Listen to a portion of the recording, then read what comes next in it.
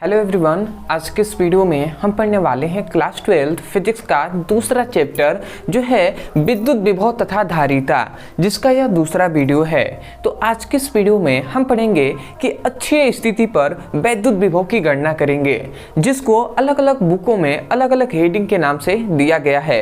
जिसे यहाँ पे हमने लिख दिया है वैद्युत द्विध्रुव के अक्षीय स्थिति के किसी बिंदु पर विद्युत विभव की गणना हमें करना है।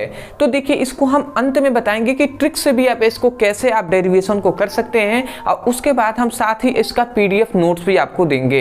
तो चलिए दोस्तों, पहले हम समझ लेते हैं कि कैसे ये डेरिवेशन होता है।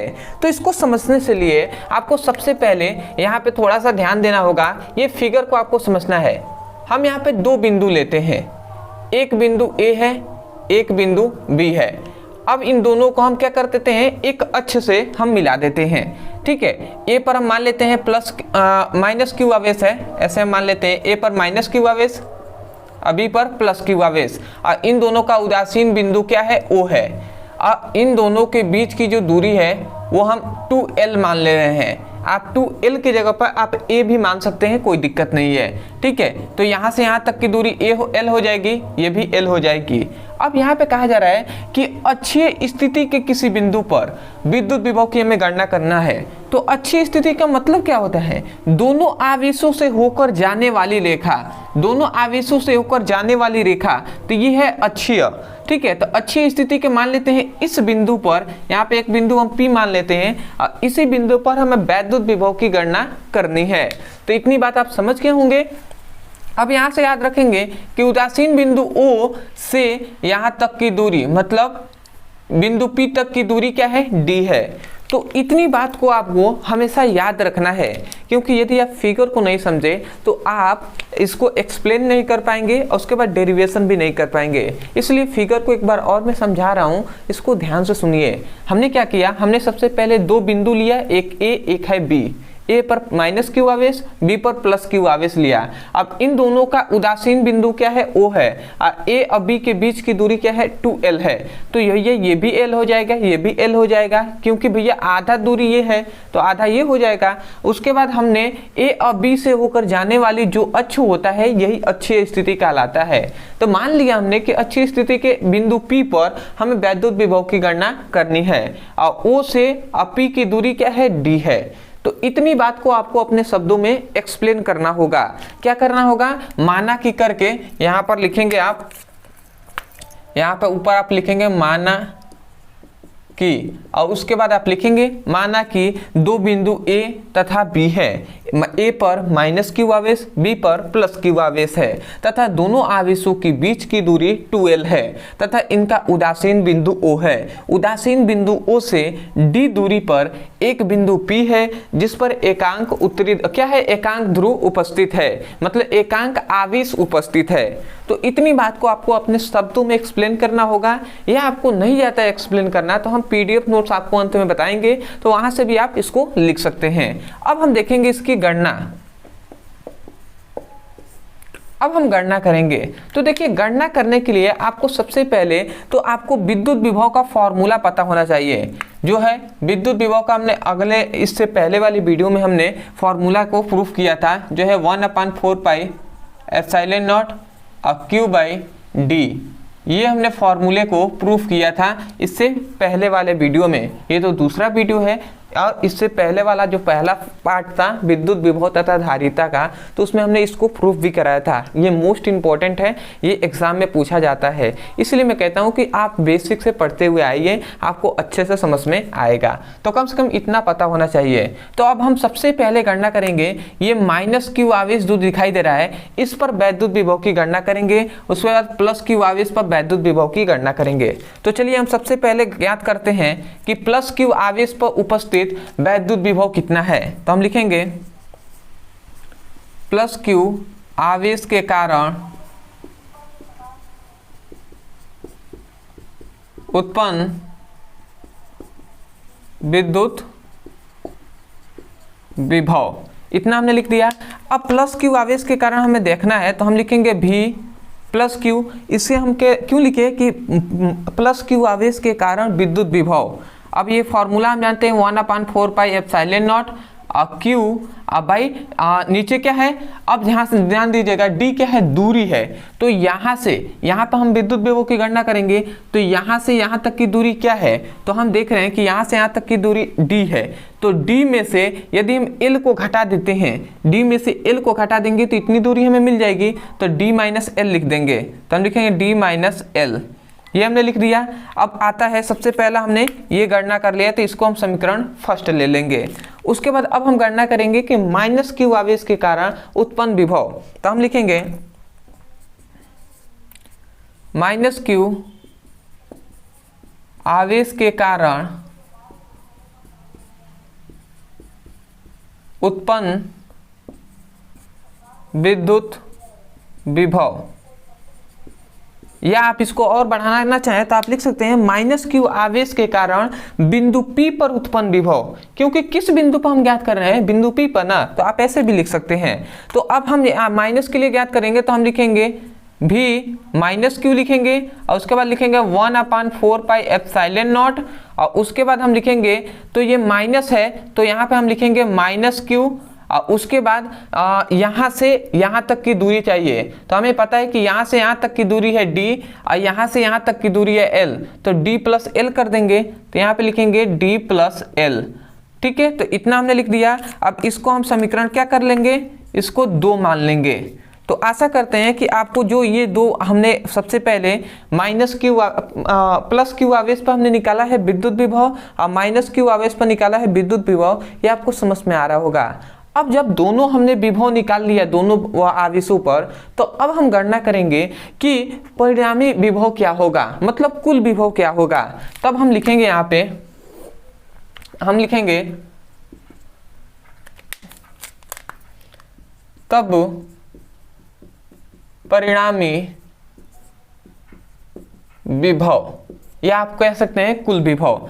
तो परिणामी विभव क्या होता है, परिणामी विभव V इक्वल टू क्या होता है, VA plus V minus plus Q और माइनस Q। मतलब यहाँ पे हमने क्या लिखा है, हमने कहा है कि जब परिणामी विभव या कुल विभव निकालना है तो दोनों विभवों को जोड़ देंगे तभी तो कुल विभव निकलेगा ना। तो इसलिए हमने प्लस लिखा है, फिर से माइनस लिख दिया है। मतलब इसका हम जोड़ेंगे, इसको जब दोनों को जोड़ेंगे तो हमें कुल विभव या परिणामी विभव निकल जाएगा। तो चलिए हम जोड़ते हैं और हम देखते हैं। तो यहाँ पे हम V लिख दिए, और उसके बाद इसका मान हम यहाँ से पुटअप करेंगे। तो यहाँ पे 1/4 पाई एप्सिलॉन नॉट, और ये हो गया Q by D minus L, ये हमने लिख दिया। उसके बाद बीच में क्या है, प्लस है, तो हम यहाँ पे लिखेंगे प्लस। उसके बाद हम इतना मान रखेंगे, तो ये है 1/4 पाई एप्सिलॉन नॉट माइनस, और यहाँ पे क्या है D minus D plus L, तो हम लिखेंगे D प्लस L, ये हमने लिख दिया। यहाँ पे कुछ नहीं है तो गुणा का चिन्ह है, ये तो बात आपको पता है ना, गुणा का चिन्ह होता है। यहाँ पे कुछ नहीं है तो गुणा का चिन्ह होता है, या ऐसे आपको संकेत रूप में बिंदु दे दिया जाता है, तो बिंदु मतलब होता है गुणा, ठीक है। तो अब आपको थोड़ा सा ध्यान देना है कि इसमें अगर आपको कॉमन करना होगा तो क्या क्या कॉमन है। यहाँ पे 1/4 पाई एप्सिलॉन नॉट, यहाँ पे Q है, यहाँ पे भी 1/4 पाई एप्सिलॉन नॉट, यहाँ पे माइनस Q है, परंतु आवेश तो है ना, तो हम इसको कॉमन कर लेंगे। तो देखिए हम कितने पार्ट को यहाँ पे कॉमन कर रहे हैं, हम कॉमन कर रहे हैं 1/4 पाई एप्सिलॉन नॉट और Q को कॉमन कर ले रहे हैं। तो जब हम इतना चीजों को कॉमन किया तो यहाँ पर क्या बचेगा, यहाँ पे 1/D माइनस L बचेगा, और बीच में प्लस है तो हमने प्लस दे दिया। जब इतना सब निकल गया तो यहाँ पे -1 ऊपर बचेगा, तो -1 हम लिख देंगे, और D प्लस L हमने लिख दिया। तो आशा करते हैं आपको समझ में आ रहा होगा। अब थोड़ा सा हम आगे बढ़ते हैं। तो यहाँ पे अगर आप ध्यान से देखें तो यहाँ पे V equal to 1/4 pi epsilon naught, यहाँ पे Q, और उसके बाद ये माइनस प्लस गुणा होगा तो क्या हो जाता है, माइनस हो जाता है। तो यहाँ पे हम लिखेंगे D माइनस L, यहाँ पे हो जाएगा 1/D प्लस L, ये हो जाएगा। अब थोड़ा सा आपको ध्यान देना है, तो मैं यहाँ पे थोड़ा सा जगह कम है इसलिए मैं थोड़ा सा डायरेक्ट यहाँ पे कर रहा हूँ, आपको थोड़ा समझना होगा। यदि हम यहाँ पे सीधा हम डायरेक्ट माइनस कर दें, यहाँ पे हम डायरेक्ट माइनस कर दे रहे हैं, माइनस प्लस माइनस होता है, तो यहाँ पे मैं डायरेक्ट माइनस कर दे रहा हूँ। ये वाले पॉइंट्स को मैं यहाँ पे कर दे रहा हूँ बस केवल हमने दिखाने के लिए आपको कर दिया है कि आपको समझ में आए कि यहाँ पे माइनस क्यों हुआ है। अब थोड़ा सा यहाँ पे ध्यान देंगे, अब आगे हम सॉल्व करेंगे। तो d माइनस एल और d प्लस एल, इसका यदि हम क्या करते हैं एलसीएम लेते हैं, तो एलसीएम क्या होगा, एलसीएम यदि आपको नहीं लेने आता है तो केवल आप ऐसे ही लिख सकते हैं d प्लस एल, ऐसे आप ले सकते हैं, ठीक है। अभी हम बताएंगे। तो अब देखिए इससे इसमें भाग देंगे तो ये वाला कट जाएगा, ये बचेगा, ये जाकर ऊपर गुणा कराएगा, तो d प्लस एल 1 में गुणा कराएगा तो d प्लस एल ही होगा, बीच में माइनस है तो माइनस दे देंगे। उसके बाद इससे ये कट जाएगा, ये वाला जाकर ऊपर गुणा कराएगा तो ये भी क्या हो जाएगा d माइनस एल हो जाएगा, ये हो गया। अब थोड़ा सा आपको ध्यान देना है, यहाँ पे क्या v equal to 1/4 pi epsilon naught into Q, ये हमने लिख दिया। और उसके बाद d प्लस एल हो गया, ये माइनस है तो माइनस d हो जाएगा, और ये माइनस एल है तो ये इसको प्लस कर देगा तो प्लस एल हो जाएगा, ये हो गया। और इधर नीचे अगर हम देखते हैं तो d माइनस एल और d प्लस एल, तो a प्लस, ऐसे आप फॉर्मूला जाने होंगे कि a square minus B square equal to होता है a plus B into a minus B. ये फॉर्मूला आप जानते होंगे कि a plus B into A minus B equal to A square minus B square होता है। इसी प्रकार यहाँ पर है a minus B into A plus B, ठीक है। तो इनका भी क्या हो जाएगा ए स्क्वायर माइनस बी स्क्वायर के रूप में हम लिखेंगे। तो इसको हम क्या लिख सकते हैं, इसको हम लिख सकते हैं D square minus L square, ये हमने लिख दिया। अब थोड़ा सा यहाँ पे ध्यान देंगे कि यहाँ पे माइनस डी है, यहाँ पे प्लस डी है, तो ये दोनों कैंसिल हो जाएंगे, कैंसिल हो जाएंगे। अब थोड़ा सा यहाँ पे आते हैं, आगे हम सॉल्व कर लेते हैं। तो ये हमने v equal to 1/4 pi epsilon naught लिख दिया, और ये q हो गया। और उसके बाद यहाँ पे l क्या हो जाएगा 2l हो जाएगा, तो 2l हमने लिख दिया। और उसके बाद यहाँ पे थोड़ा सा ध्यान देंगे तो ये d बहुत ही दूरी अधिक है, और ये जो l है ये छोटा सा एक l दिखाई दे रहा है, इसकी कम दूरी है, तो इसकी तुलना में ये नगण्य है, ठीक है। तो इसलिए हम इस l स्क्वायर को हम छोड़ देते हैं। तो जब l स्क्वायर को छोड़ देंगे तो हमें क्या मिलेगा d मिलेगा, ठीक है, डी स्क्वायर हमें मिल जाएगा। अब क्यों हमने छोड़ा, तो यहाँ पे आप लिख लेंगे कि चूंकि डी स्क्वायर जो है वो बहुत ही बड़ा है किससे, एल स्क्वायर से, इस प्रकार आप दर्शा देंगे। अब उसके बाद थोड़ा सा यह क्यू जाके इसमें गुणा कराएगा तो ये क्या बन जाएगा 1/4 पाई एप्सिलॉन नॉट, और ये 2QL हो जाएगा, और यहाँ पे डी स्क्वायर हो जाएगा। अब हम जानते हैं कि 2QL का फॉर्मूला होता है, मतलब P इक्वल टू होता है 2QL, ये होता है। तो हम 2QL की जगह पर P लिख सकते हैं। तो यहीं पर अब हम क्या करेंगे, इसको मैं मिटा दे रहा हूँ ये फॉर्मूले को। अब यहाँ पे हम क्या लिख सकते हैं, P लिख सकते हैं। तो मैं यहाँ पे डायरेक्ट लिख दूंगा कि v equal to 1/4 pi epsilon naught, और P बाई क्या लिख देंगे डी स्क्वायर। ये जो मिला यही है आपका अच्छी स्थिति पर वैद्युत विभव की गणना। तो ये हमने यहाँ पे कर दिया है। देखिए आपको पूरा सफ में आपको ऐसे ही लिखना है, केवल माना कि करके इस फिगर को आपको एक्सप्लेन करना है। उसके बाद यहाँ से आपको सेम टू सेम ऐसे ही लिखते हुए आना है। अब आता है कि सर ट्रिक क्या है, आप बहुत से ऐसे स्टूडेंट हैं तो ट्रिक सोच रहे होंगे। देखिए इनका कोई ट्रिक नहीं होता है, बट हाँ अगर आप थोड़ा सा दिमाग लगाएं और यहाँ से सोचे तो हमने किया क्या है, हमने यही किया है। इसको आप ट्रिक मान सकते हैं कि ये प्लस क्यू आवेश है माइनस क्यू आवेश है, तो हमें गणना क्या करना है, विद्युत विभव की गणना करनी है। ये बात आपको दिमाग में होना चाहिए कि किसकी गणना, वैद्युत विभव की। तो हम सबसे पहले क्या करेंगे कि प्लस क्यू आवेश के कारण वैद्युत विभव निकाल लेंगे, और उसके बाद माइनस क्यू आवेश के कारण वैद्युत विभव निकाल लेंगे। और जब दोनों विभव हमने निकाल लिया, यहाँ पे दोनों विभव निकाल लिया, तो इन दोनों विभवों को जब जोड़ेंगे तभी तो हमें विभव निकलेगा ना।